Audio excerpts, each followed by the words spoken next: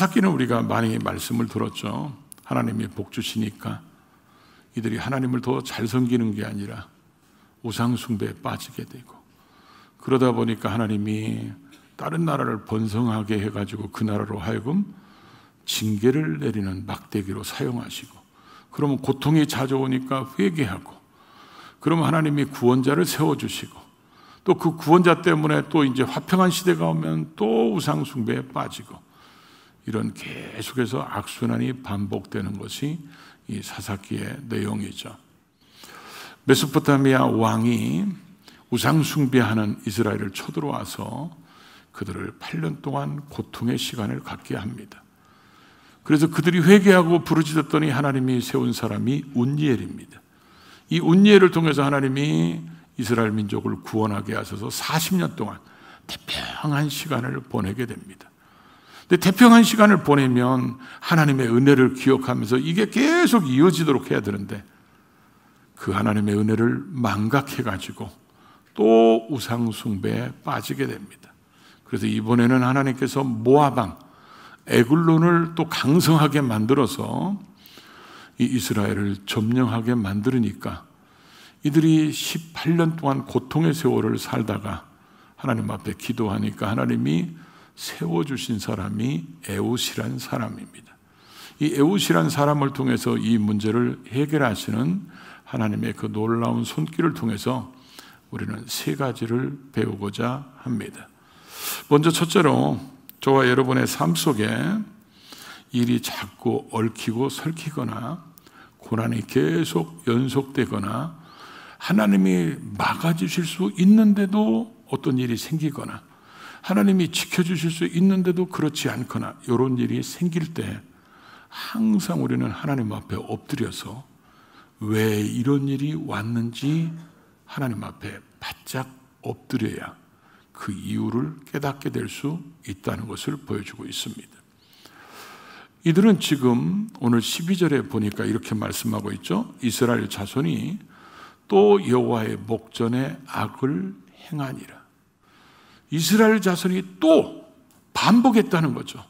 여호와의 목전에서 악을 행했다. 그런데 이 악을 행했다는 앞에 원어에 보니까 정관사가 하나 붙어 있어요. 그 얘기는 뭐냐면 그 악을 또 행했다는 겁니다. 그럼 그 악이 뭐냐?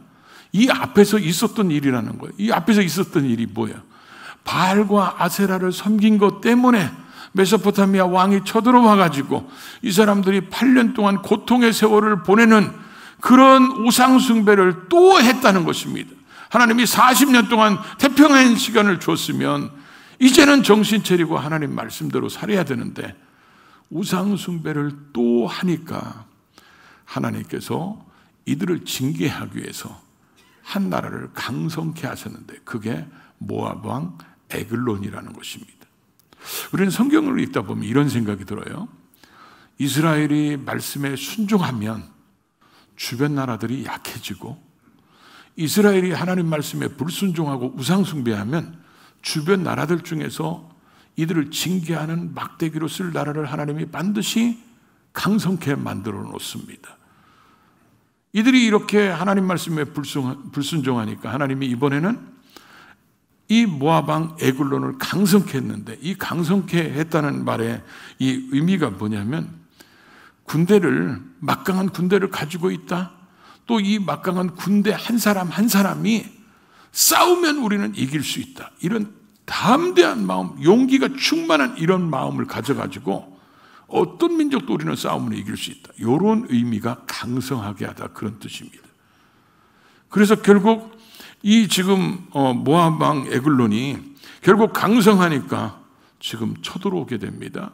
쳐들어오는데 혼자 와도 이 모압만 와도 벅찰 텐데 암몬, 그 다음에 아멜렉, 이런 나라들과 같이 연합해서 쳐들어오니까 이스라엘은 패할 수밖에 없었겠죠.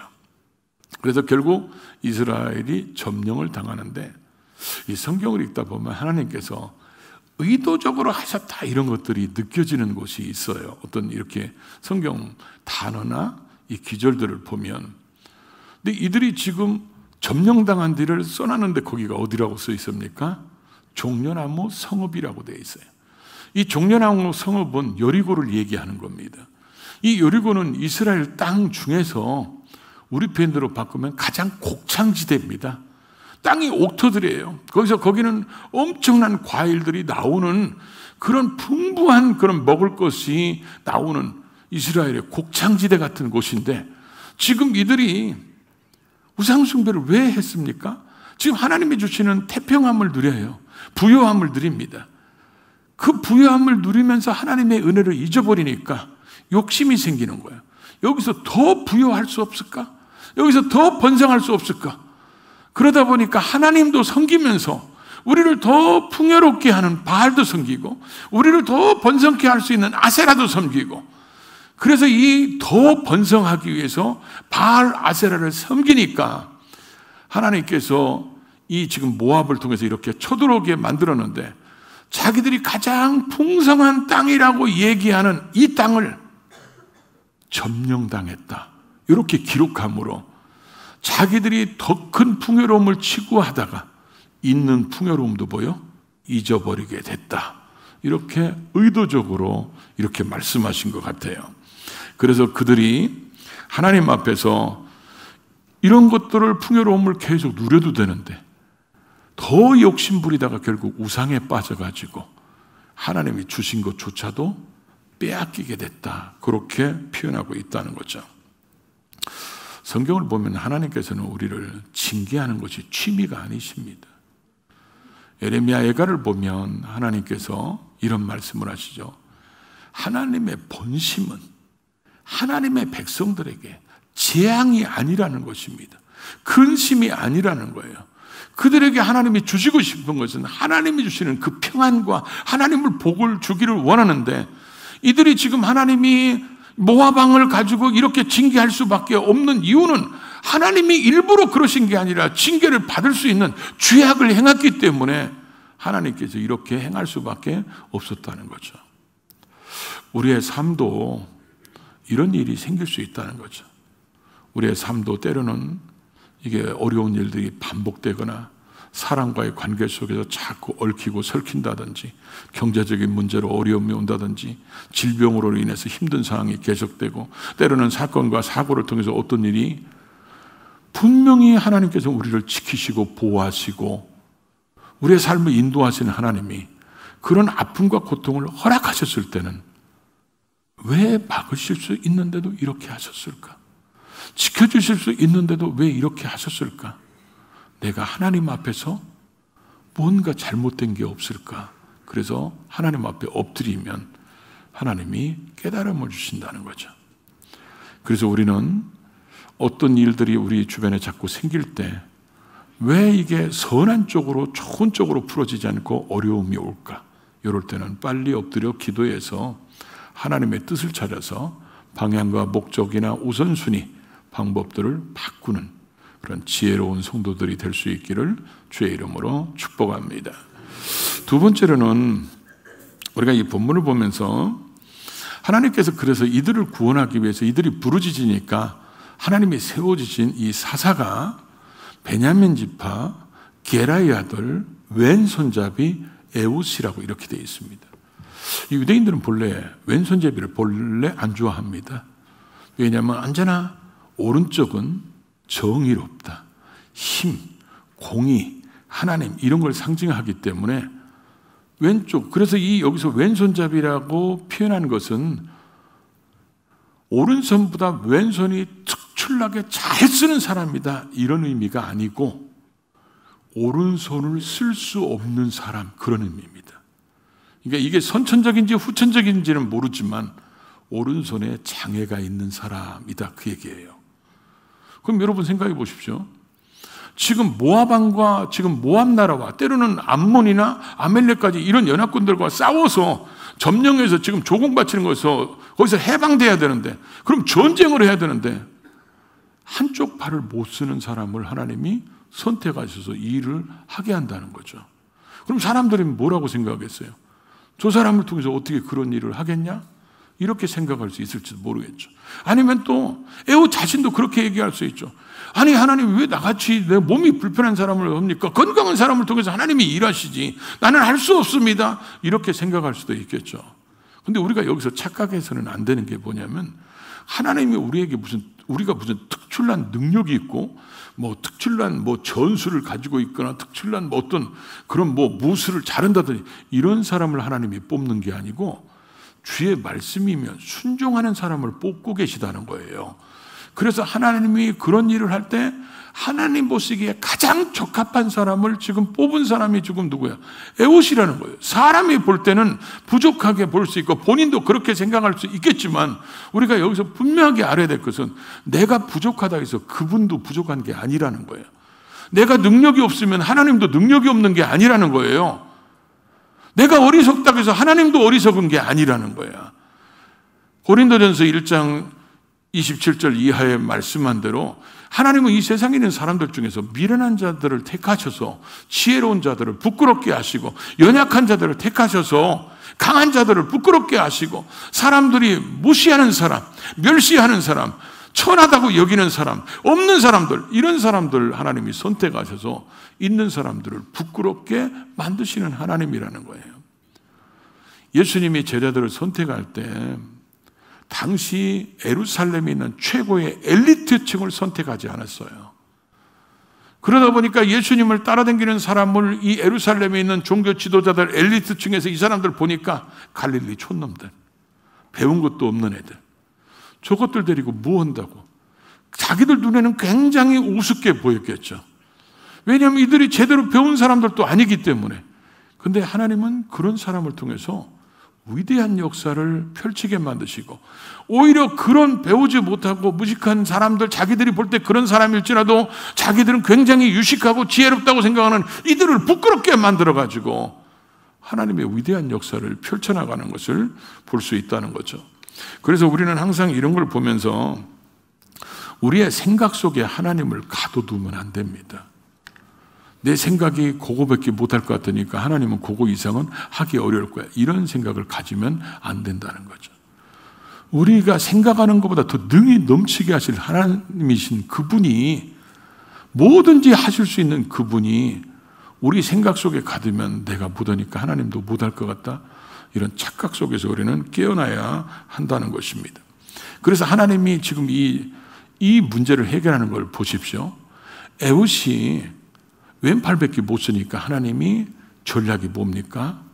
조공을 바치러 가서 곡물을 가지고 가서 이 에글론과 모압왕과 독대를 신청하게 하고 독대를 신청해서 암살하게 하는 그런 하나님의 계략입니다. 제가 볼 때는 성경을 묵상하면서 이런 생각이 들었어요. 만약에 건강한 사람이 조공을 가지고 가서 왕과 독대를 하게 했으면 안 시켜줬을지도 몰라요. 그러니까 우리는 하나님 앞에서 제가 능력이 있어야 뭐라죠? 그런 얘기는 할 필요가 없다는 거예요. 내가 능력이 없다고 부족하다고 때로는 다른 사람과 비교해서 열등감에 빠질 필요도 없어요. 하나님은 그걸 몰라서 우리를 선택하는 게 아닙니다. 그걸 모르셔가지고 우리를 부르시는 게 아니에요. 하나님은 다 알고 계시기 때문에 하나님이 나를 창조하신 그분이 내가 나를 아는 것보다 더 잘하시는 그분이 선택하셔서 너를 쓰겠다 그러면 모세 같은 사람 봐요.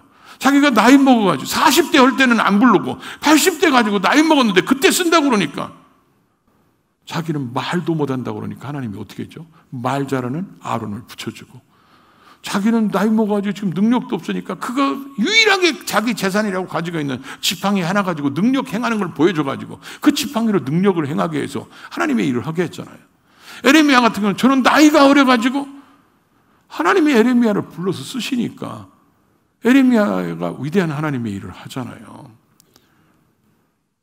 성경에 이런 면면을 보십시오. 그 사람이 다른 사람보다 막 특출나게 어떤 면에 있어도 모든 사람이 볼 때 저런 사람이 해야 돼. 이런 사람 쓴 사람들 많지 않습니다. 다 사람들이 볼 때 부족하다고 하더라도 하나님 손에 붙들리고 그가 하나님 말씀에 순종하면 그를 통해서 하나님의 위대한 역사를 펼쳐나가셨다는 거예요. 그러니까 우리도 항상 나는 부족해서 못합니다. 이건 하나님을 무시하는 거예요. 나는 부족할지라도 주님이 능력 주시면 할 수 있습니다. 내가 어리석을지라도 주님이 지혜를 주시면 하실 수 있습니다. 그리고 언제나 주님이 나를 붙잡아서 쓰시면 하는 거예요. 저도 목회를 하면서 굉장히 그런 생각들이 많이 있었어요. 제가 개척할 때 하루는 설교를 하고 딱 내려오니까 집사님 한 분이 요 밑에 딱 오더니 목사님 오늘 축 썼죠? 축 썼죠? 지금 여기에 그런 분이 없는 게 얼마나 감사한지 모르겠어요. 아니 설교하고 내려오는 목사한테 목사님 오늘 축 썼죠? 축 썼죠? 이렇게 얘기하는 그런 용감한 집사님도 또 창세 이후로 드뭅니다. 그러고 나서 그 다음부터 설교하러 내려가려면요, 그때 집이 4층이고 교회 예배당이 지하에 있었으니까 4층에서 지하를 내려오려면 환청이 들려요. 목사님 축 썼죠? 축 썼죠? 축 썼죠? 이 설교 강단에 올라오는데 두려워서 오를 수가 없는 거예요. 그래서 하나님 앞에 왜 나 같은 사람을 불러가지고 내가 본래 앉는다고 그랬는데 불러가지고 그런 생각이 막 드는 거예요. 그래서 도저히 이게 설교를 못할 것 같아요. 그래서 하나님 앞에 기도를 다 했어요. 하나님 나 못 올라갈 것 같아요. 그랬더니 하나님이 지혜를 주셨어요. 가서 이렇게 얘기하라고. 그 제가 용기를 내서 딱 내려왔어요. 내려왔더니 이분이 아니나 다를까 또 오는 거예요. 목사님 축 썼죠? 목사 환청 들리게 그런 거 하지 마십시오. 그렇게 해가지고 근데 그때 하나님이 주신 지혜로 제가 예답했어요. 맞아요. 축 썼어요.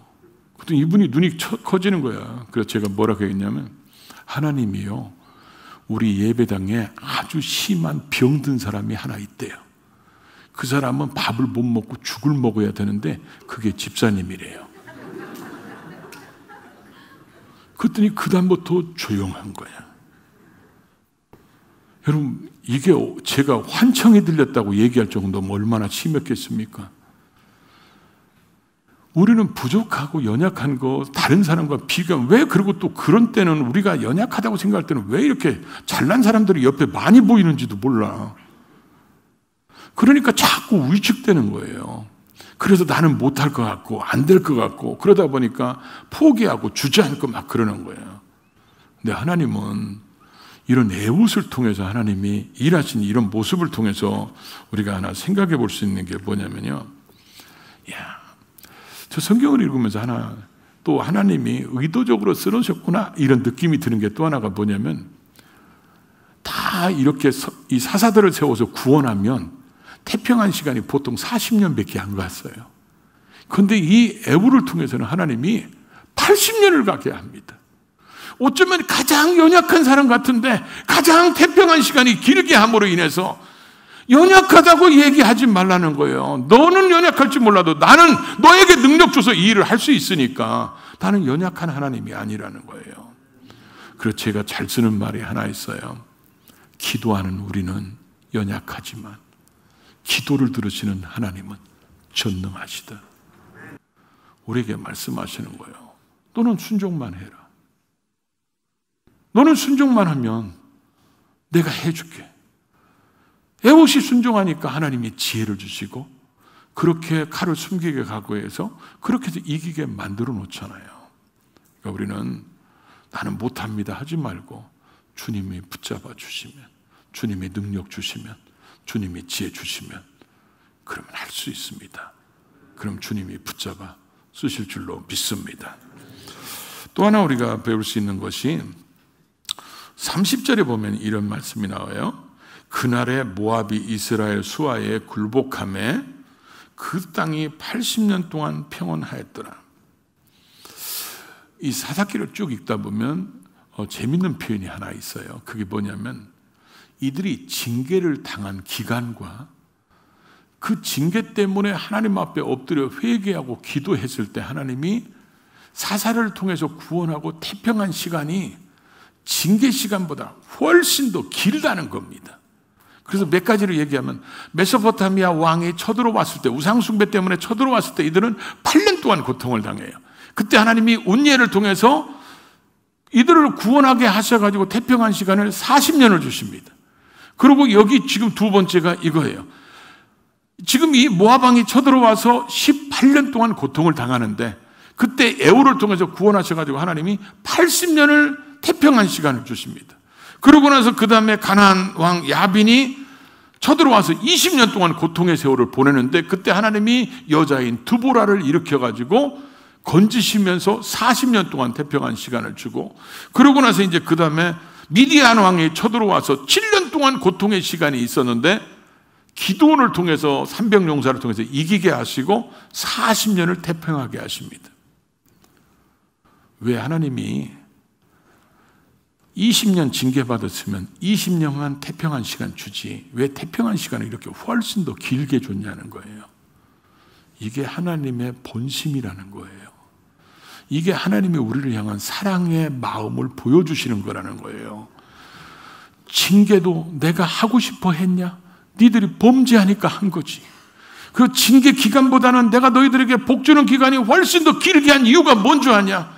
너희들이 징계 속에서 인생을 마치는 게 아니라 내가 주는 그 복의 그 시간 속에서 살아가는 게 내 꿈이라는 거예요. 내 비전이라는 거예요. 그러니까 하나님 말씀에 순종해서 하나님이 주시는 복의 시간을 길게 만드는 것이 우리가 해야 될 일인데 하나님 말씀에 불순종하니까, 여러분 생각해 보십시오. 예수 그리스도를 통해서 구원하는 우리가 인생을 낭비하는 걸 하나님이 그냥 놔두시겠어요? 그래서 성경 히브리서 12장 6절 이하에는 징계는 꼭 누구에게 한다고 그랬죠? 하나님이 사랑하는 자들. 고쳐서라도 하나님이 올바른 길을 가고 하나님이 원하시는 그 길을 가도록 만들어셔가지고 하나님이 우리를 주시려고 예정한 그 태평의 복을, 그 복을 누리도록 하나님이 징계 기간보다는 태평한 시간이 훨씬 더 길게 한 것은 내가 너희를 이만큼 사랑하고 있다는 것을 보여주고 계시다는 거예요. 그러니까 우리는 그런 하나님의 사랑을 헤아려서 우리는 하나님 말씀에 순종하는 삶을 살아야 되는데, 복은 성경에 보십시오. 이 땅을 창조하고 아담과 하와를 만들면서 하나님은 첫 번째 하신 말씀이 뭐예요? 복입니다. 복을 주시는 분이에요. 복은 하나님으로부터 오는데 어리석은 인생들이 하나님 외에 다른 것이 더 풍성한 것을 주는 줄 알고 하나님을 버리고 떠나는 것이 우리를 어리석게 만든다는 거예요. 그래서 우리는 언제나 하나님으로부터 오는 복을 받아야 그게 진정한 복이고 이 땅에 우리에게 복되게 하는 복이라는 거죠. 그리고 또 우리는 애후처럼 우리에게 그런 환경이 생기면 열등감에 사로잡히고 좌절하고 낙심할 필요 없습니다. 그분이 다 아르셔서 다 능력 주셔서 하나님의 일을 하시기 때문에 우리는 뭐만 하면 돼요? 순종만 하면 됩니다. 이들이 왜 계속 이렇게 악순환이 반복됩니까? 사사기의 특징을 한마디로 이렇게 표현합니다. 자기 소견에 옳은 대로 행하였더라. 이걸 못 고치는 하나는 이 사람들은 계속 악순환이 반복됩니다. 하나님이 주시는 태평한 시간을 누리는 그들이 욕심이 생기니까, 하나님의 욕심이 생긴다는 얘기는 하나님의 은혜를 잊어버리는 순간 욕심이 그들을 지배하니까 하나님이 주신 것보다 더 번성하고 더 풍요롭게 살 수 없을까 이러면서 우상에 빠지니까 결국 이렇게 하면 우리에게 더 풍요로워지고 더 번성할 것이라는 이 자기 소견을 쫓아가는 것이 결국 계속 악순환이 반복되고 있는데, 이 악순환을 끊는 방법이 뭐예요? 말씀 따라가면 끊어집니다. 그래서 하나님의 말씀 따라가면 이 악순환이 끊어지고 하나님이 주시는 복을 누리게 되는데, 저와 여러분의 삶 속에 하나님이 복 주시는 기간이 징계는 없었으면 좋겠어요. 징계는 저기 다른 데로 소풍 보내고 우리는 하나님이 주시는 그 평안한 복을 주님 앞에 설 때까지 계속 누릴 수 있도록 순종의 길을 걸어가는 저와 여러분의 삶이 될 수 있기를 주의 이름으로 축복합니다.